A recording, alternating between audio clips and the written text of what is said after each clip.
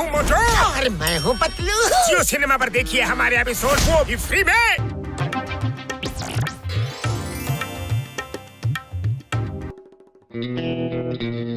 Bus ಈ ಕದ್ದಿರೋ ವಜ್ರನ ನೀವು ಹೆಂಗೆ ಈ ಕಡೆಯಿಂದ ಆ ಕಡೆ ರವಾನೆ ಮಾಡ್ತೀರಾ ಅನ್ನೋದೇ ನಂಗೆ ಅರ್ಥ ಆಗ್ತಿಲ್ಲ.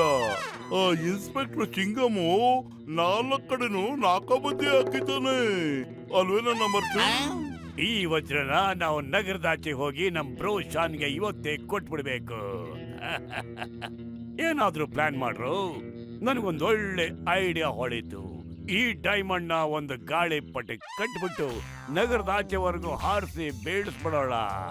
ಆಗ ನನ್ನ ತಮ್ಮ ಈ ವಜ್ರವನ್ನ ಪಡ್ಕೋತಾನೆ. ಆನೆ ಮತ್ತೆ ಚಿಂಗಮ್ಗೆ ಇದ್ರ ಸುಳಿವೆ ಇರೋದಿಲ್ಲ.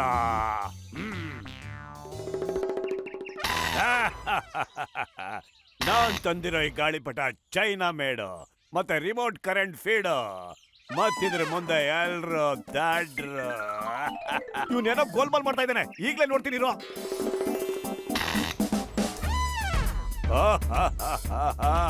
ಮೋಟು ಮನೆಗೆ ಹೋಗಿ ಮಲ್ಕೋ, ಯಾಕಂದ್ರೆ ಡಾನ್ ಗಾಳಿಪಟ ಕಟ್ ಮಾಡೋದು ಸಾಧ್ಯನೇ ಇಲ್ಲ. ಇವನ್ ಗಾಳಿ ಮಾತ್ಗೆ ನಾವು ಗಾಳಿ ಪಟದಲ್ಲೇ ಉತ್ತರ ಕೊಡ್ಬೇಕು ಕಣ.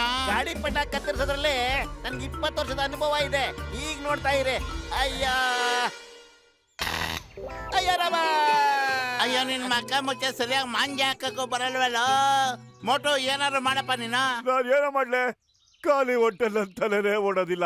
ನೀನ ಏನಾದ್ರೂ ಯೋಚನೆ ಮಾಡಪ್ಪತ್ಲು. ಲೇ, ನಾನು ಈ ಡಾನ್ನ ಗಾಳಿಪಟ ನೋಡ್ತಿದ್ದಂಗೆ ಡಾಕ್ಟರ್ ಮುನ್ಸ್ವಾಮಿಗೆ ಫೋನ್ ಮಾಡಿದ್ದೀನಿ. ಅವನ್ ಗಾಳಿಪಟ ತಗೊಂಬತ್ತವನೆ, ಅದರಿಂದನೇ ಉತ್ತರ ಸಿಗುತ್ತೆ. ನೋಡ್ತಾ ಇರೋ, ಇನ್ನೇನ್ ಬರ್ತಾ ನೋಡು. ಮೊಟು ನನ್ನ ಆಪ್ತ ಮಿತ್ರ, ನನ್ನ ಆಪ್ತ ರಕ್ಷಕ. ನೋಡು, ಪತ್ಲು ಫೋನ್ ಮಾಡ್ತಿದ್ದಂಗೆ ನಾನು ಹೀಗೆ ಸ್ವಯಂ ಟಪಕ್ಕತ್ ಬಂದಿದ್ದೀನಿ. ಎಷ್ಟು ದೊಡ್ಡ ಗಾಳಿಪಟ. ಅಯ್ಯೋ ಇದೇನು ಅಷ್ಟು ದೊಡ್ಡದಲ್ಲ ಕಣೋ. ಈ ಗಾಳಿಪಟದ ಜೊತೆ ಒಬ್ಬ ಮನುಷ್ಯ ಕೂಡ ಮೇಲೆ ಹಾರ್ಕೊಂಡು ಹೋಗ್ಬೋದು.